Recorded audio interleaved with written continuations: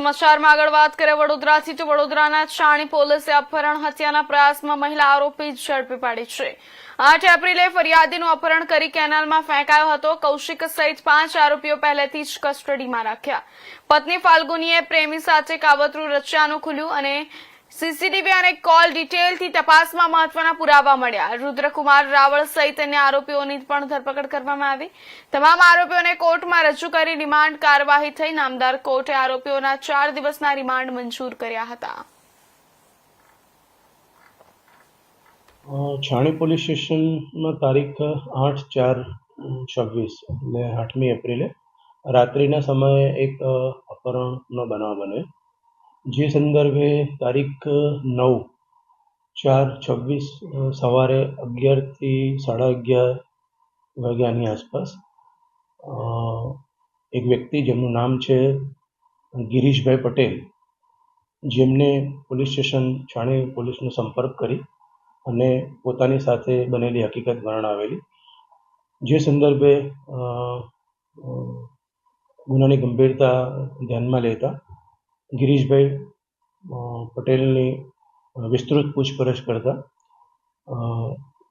એમની એક ફરિયાદ 2:30 વાગે રજીસ્ટર કરવામાં આવેલ છાણી પોલીસ સ્ટેશનમાં।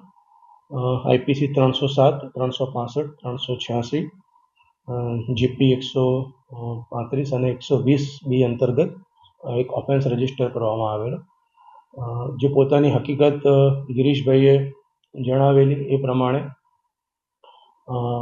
એમનું અપહરણ કૌશિક નામના વ્યક્તિ અને એમની સાથે સંકળાયેલા બીજા 4 થી 5 ઈસમો દ્વારા કરવામાં આવ્યું છે, એવી છાણી પોલીસ સ્ટેશનને એમને હકીકત જાહેર કરેલી।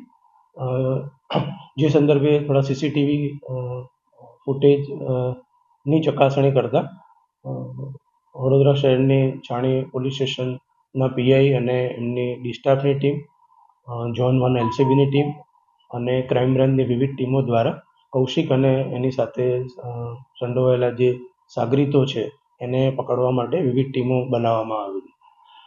આ સંદર્ભે જ્યારે વિગતવાર ફરિયાદીને પૂછવામાં આવ્યું ત્યારે ફરિયાદી દ્વારા એવી જાહેરાત કરવામાં આવી કે એક પાનનું પાર્લર ચલાવે છે, તો 8મી તારીખે રાત્રે 11 વાગે પોતાના પાનના પાર્લરથી દૈનિક જે રીતે રોજ ઘરે જતા હોય છે એ રીતે છાણી વિસ્તારમાં એ પોતે રહે છે અને ત્યાં એ પોતાના ઘેર રાત્રિના સમયે જતા હતા, ત્યારે એક સ્વિફ્ટ કાર જે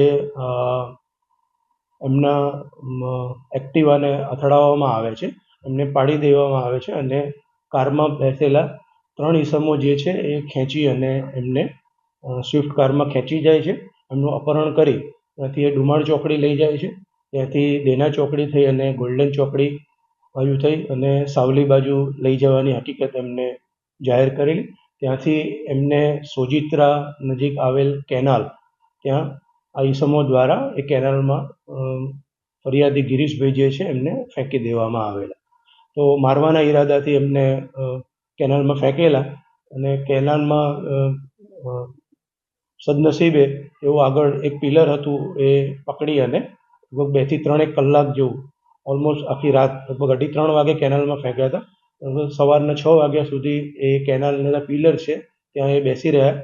ત્યારબાદ તે અજવાળું થતાં બહાર આવતા બાજુના જે કેનાલની બાજુના જે મકાનો છે ત્યાં જઈ સંપર્ક કરતા એમને પોતાના ઘેર આ બાબતે જાણ કરેલી કે મને મારી સાથે આ પ્રકારનું કૃત્ય થયેલું છે। તો એ સંદર્ભે પોલીસ દ્વારા કૌશિક અને એની સાથે સંકળાયેલા બીજા સાગરીતો, જેમાં નીલકંઠ, ઉમંગ, ગોવિંદ અને પૃથ્વી, આ બધાને ગણતરીના કલાકોમાં પકડી અને નામદાર કોર્ટમાં રજૂ કરી એમના રિમાન્ડ મેળવવામાં આવ્યા। કોર્ટે 4 દિવસના રિમાન્ડ જે છે એ મંજૂર કરેલા। વધુ પૂછપરછ ઊંડાણપૂર્વક કરતા એવી હકીકત પણ જાણવા મળેલી કે કૌશિક જે છે એ ફરિયાદી ગિરીશ પટેલની પત્ની ફાલ્ગુની જે છે એના સંપર્કમાં હતો। 6-1 મહિના પહેલાં આ બાબતે ગિરીશભાઈ અને ફાલ્ગુનીબેનને બોલાચાલી પણ થયેલી।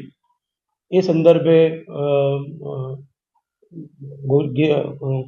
ગિરીશભાઈ ના અપહરણ માટેનું જે આખું પ્લાનિંગ છે એ કૌશિકભાઈએ કરેલું અને તપાસ દરમિયાન જે પુરાવા મળ્યા છે એમાં એવી હકીકત મળી છે કૌશિકભાઈના મોબાઈલમાંથી કે એમાં એમની પત્ની ફાલ્ગુની જે છે એમની પણ સંડોવણીઓ હતી.